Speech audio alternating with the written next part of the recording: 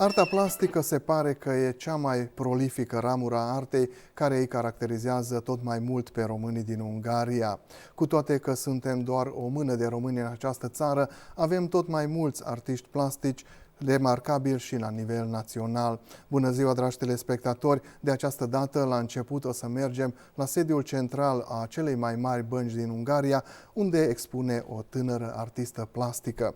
Adela Chiș este originară din Jula, dar de mai bine de un deceniu trăiește la Budapesta.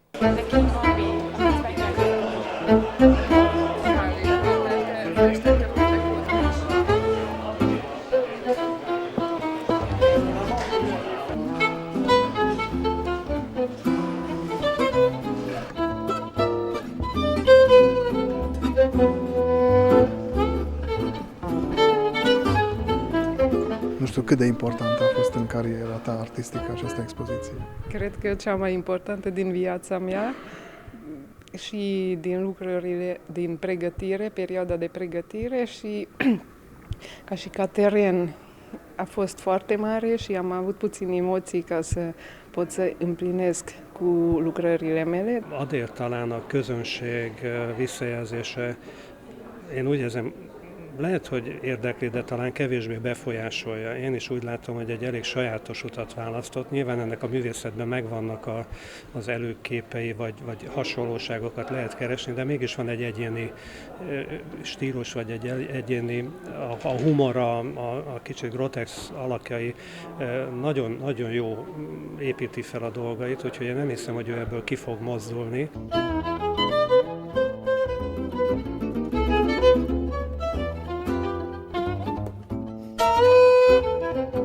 Én egy picit ezen a víz vagy fürdős sorozatán már talán mondtam, hogy a vonalait vártam vissza, ugye a hullámzó vagy gördülő vonalait, és itt átment a pöttyökbe, de úgy látom, hogy a pöttyök is egy vonalat írnak le, tehát nem nagyon távolodott el. Én azt gondolom, hogy neki sokkal többet kéne kísérletezni új anyagokkal, tehát bátrabban kéne hozzányúlni különféle anyagokhoz, nagyon érdekes dolgok születhetnének, úgyhogy én majd erre fogom sarkalni egy kicsit. 3 ani de zile am desenat tot timpul grafici mai mici, mai detaliate și acum, în perioada aceasta, am simțit că am nevoie ca să schimb puțin cu tehnica, cu materiale, cu temă și am putut să arăt în ce direcție nouă încerc. Nu pot să zic că sunt gata, dar acum cred că așa simt că o să urmează o perioadă mai colorată și puțin mai liberă. Trebuie să ne raportăm la viață astfel încât să ne facă plăcere ceea ce facem. Și vezi că în tot ceea ce face ea, îi face plăcere. Deci ea trăiește, se bucură de acest dar de la Dumnezeu și ne bucură și pe noi.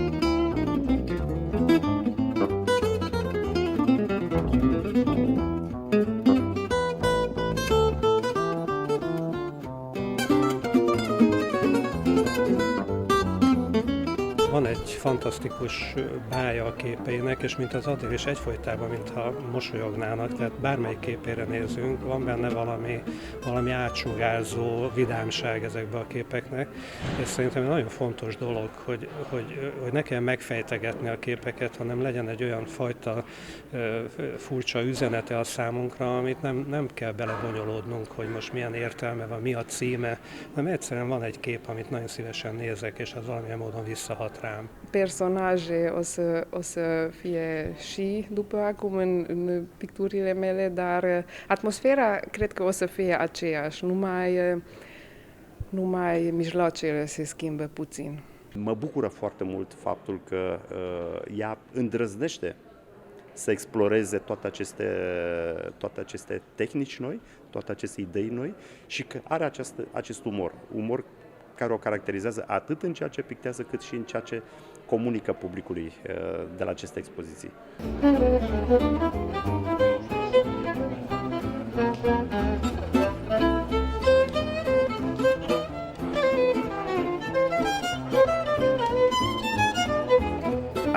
colaborat cu băile Lucaci. Am colaborat în sensul că ei au permis ca să pot să mă duc la băile Lucaci în timp de 2-3 luni și am putut să desenez acolo, să pictez acolo, ca să fac niște schițe acolo și din perioada aceasta m-am simțit foarte bine pentru că a fost un mediu chiar foarte, foarte valoros pentru mine.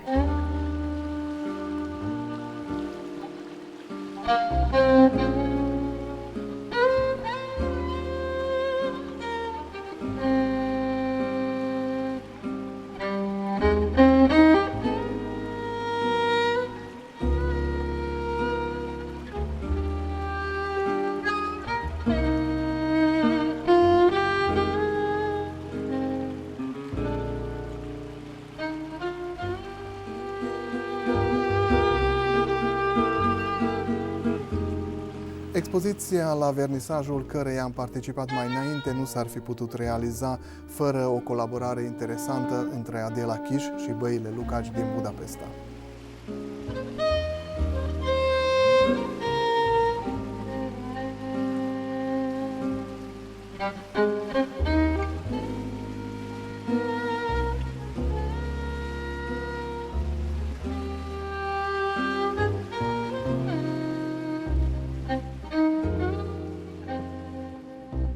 Acesta este un tablou și încă 3 sunt în spatele tău, care sunt făcute cu total altă tehnică pentru mine, laic. Nu știu dacă văd bine treaba asta. Da, am făcut cu ulei, cu praf de vopsea și apă și cu săpun.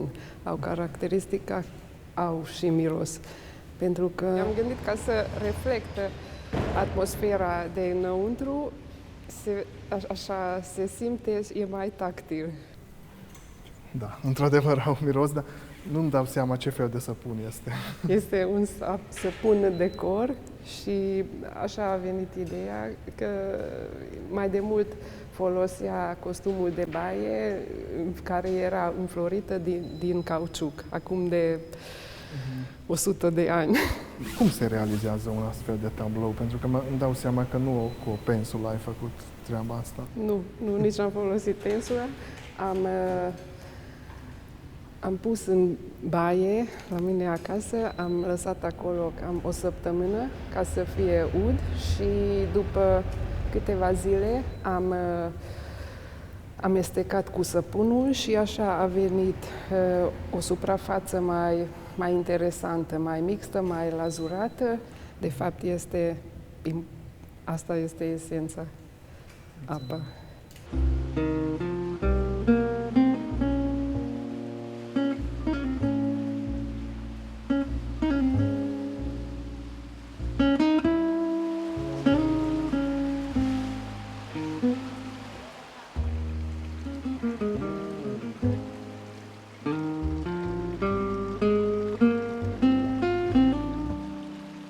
Mi-a venit o idee ca să mai desenez orașul Budapesta, pentru că trăiesc aici și am gândit că ar fi o temă faină despre băile orașului, pentru că au o valoare care este unică în Europa sau în lume. Îmi place mai mult pentru că este un spațiu mai vie, sunt oameni nu numai care se umblă la galerii și sunt obișnuiți cu picturi, cu grafici și oameni care vin la baie, mulți turiști și am gândit ca să reflect puțin atmosfera orașului și poate așa este mai aproape, mai apropiat de oameni. Și orașul este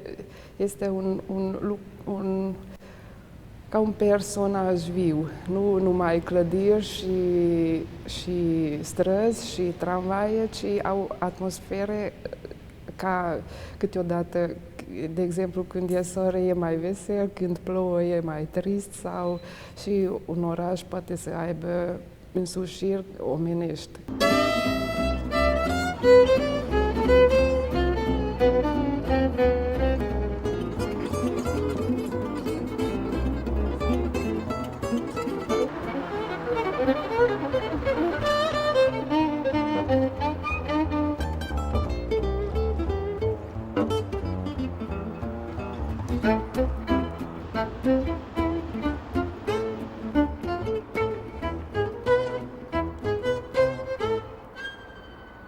Și din cele văzute până acum reiese clar că din creațiile Adelei Chiș străbate umorul.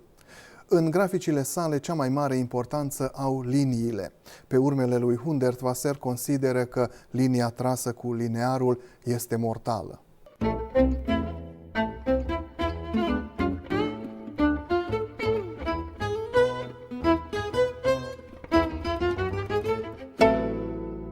Am avut aici o expoziție la Cafeneaua Napoli, la Budapesta, aproape de strada Chirai. Tu ai ales, cum să zic, o cale destul de grea, pentru că pe de o parte ești o artistă și ți-ai creat un stil propriu, dar pe de altă parte trebuie să servești și publicul. Din partea aceasta sunt egoistă, nu aș vrea să servesc publicul și nici stilurile care sunt acum în trend, ci mai degrabă ce îmi place mie. Dar așa observ că și oamenilor le plac și pentru că sunt desene mai vesele. Câteodată se mai întâmplă că încep să desenez ceva și observ că timpul meu în care desenez e prea mult și nu se poate pune sau face un preț așa mare cât necesită, pentru că este mult de lucrat cu desen. Și în cazurile acestea fac niște grafici care le fac în serie, fac multiplicări și așa convine și mie la preț și le place și la public, pentru că se poate face mai ieftină decât cum se pot să vând un desen original.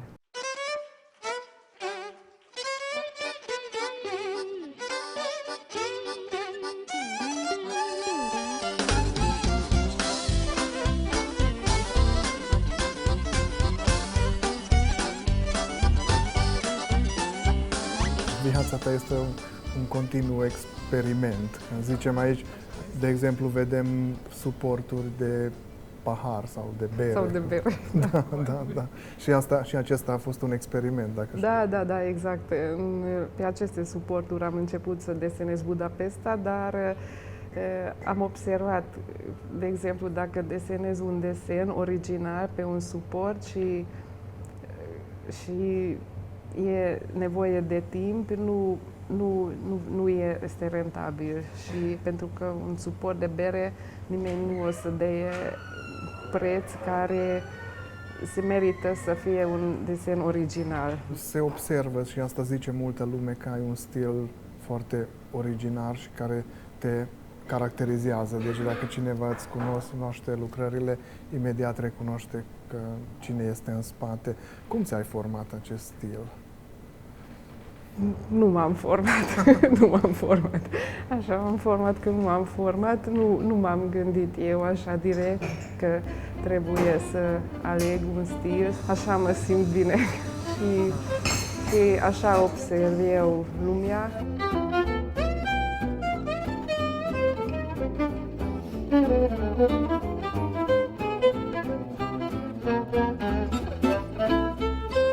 Am avut o perioadă când am desenat oameni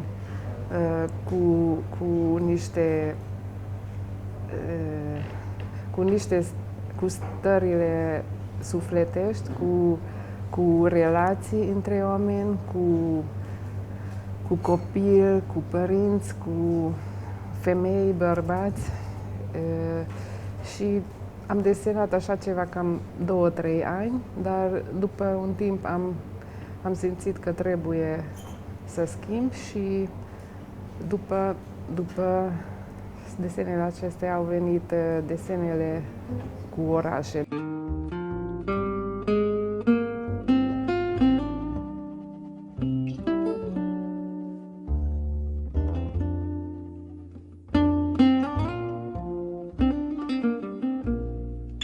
Am locuri preferate în oraș și vin aici să iau inspirația și pur și simplu vin aici, fac niște schițe mai mici și acasă desenez mai dezvoltată sau așa după detalii. Schițele aceștia mici câteodată înseamnă mai mult, pentru că sunt din prima vedere, după primele iluzii și aici este esența, la primele desene.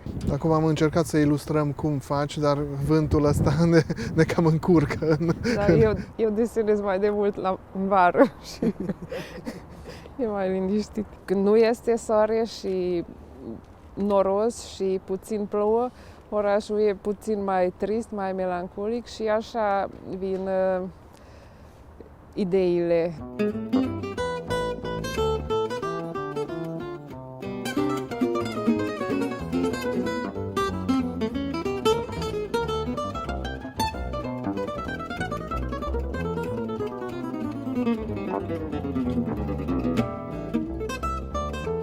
Desenul care am desenat orașul în borcan se poate reflecta chiar timpul acesta, când puțin e mai, nu este așa de vesel, dar totuși este din fiecare zi.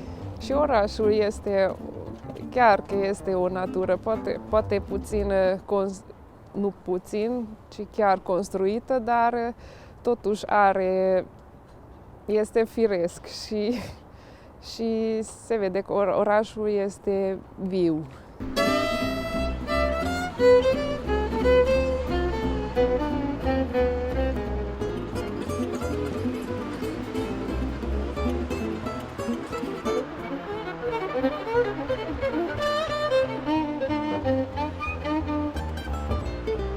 Sunt atent pe mine însuși, cum vin sentimentele și pur și simplu desenez ce este important pentru mine. Ai și o pagină pe internet, ca motto ai ales de la Hundertwasser un citat. Cam ideea este că sunt multe feluri de linii, dar una este mortală, cea trasă cu liniar. De ce îți place acest motto? Exact, pentru că și omul este, fiecare om are un fir și nu suntem mașini, nu putem să punem așa fiecare într-un cub și eu cred că câteodată oamenii se gândesc prea cubic, că viața nu e așa cubică.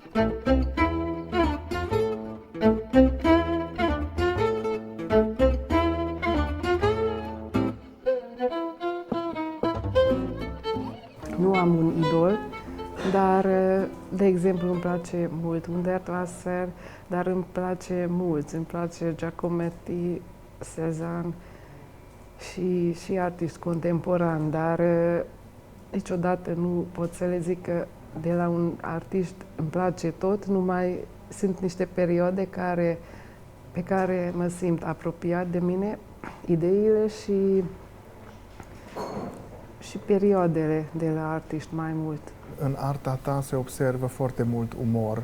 Asta e din firea ta sau ceva ce ai intenționat ai introdus? Nu cred că este firea mea, dar așa cred. Da, și eu cred că necesită umor în fiecare zi, pentru că de altfel nu supraviețuim.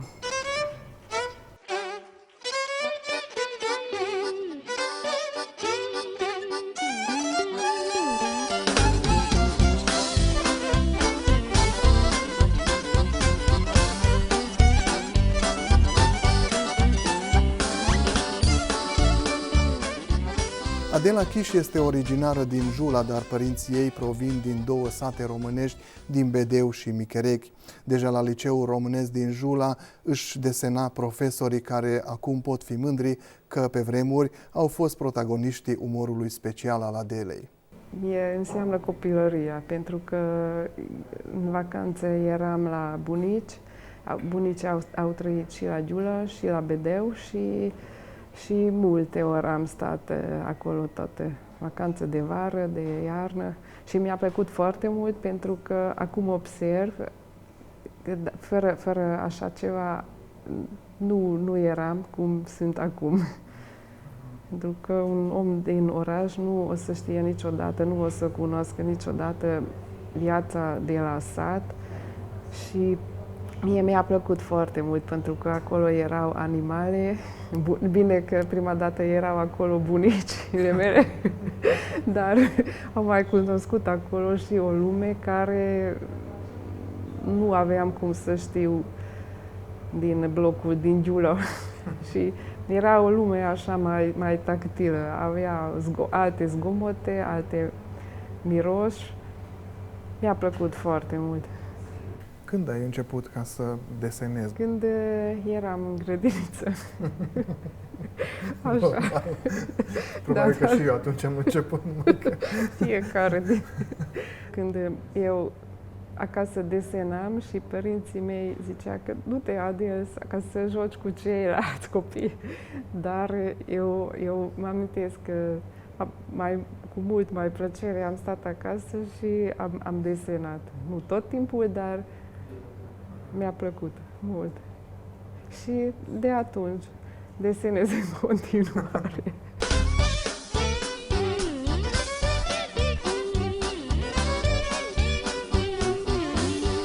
Cred că în liceu am hotărât așa ca să mă ocup cu așa ceva. Când eram la liceu, atunci am hotărât și am început să mă duc la cursuri de pregătire, ca să desenez și ca să mă dezvolt. Atunci când ai desenat profesorii, știu că ai o întâmplare interesantă. Da. Într-o oră de istorie am fost eu atentă, dar totuși, între timp, am desenat doi profesori și aceasta încă nu era o problemă, dar profesorul de istorie a observat și a văzut caricatura și chiar a fost o problemă. Am avut problemă din asta.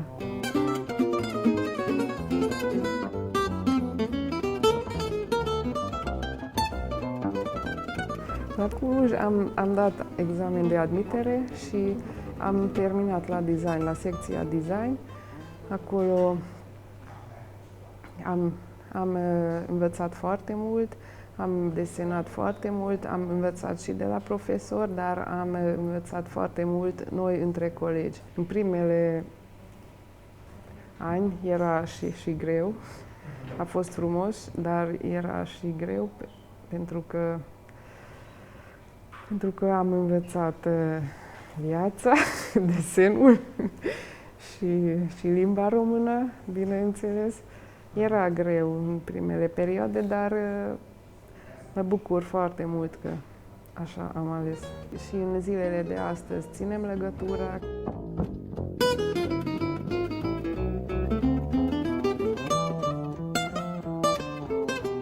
Am avut posibilitatea ca să expun la Giulă și tocmai în clădirea Căminului Românesc, unde umblam și eu 12 ani și acolo au venit foarte mulți din prieteni și profesori și era o surpriză foarte plăcută pentru mine că oamenii au fost curioși.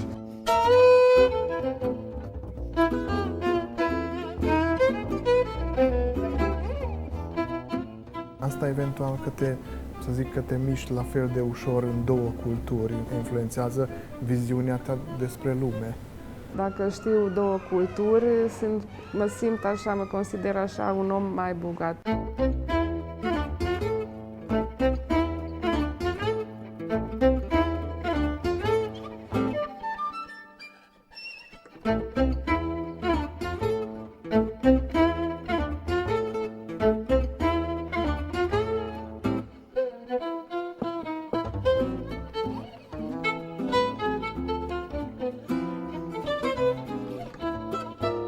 Dragi telespectatori, la sfârșitul emisiunii noastre vă mulțumesc pentru atenție și pentru fidelitate. La revedere!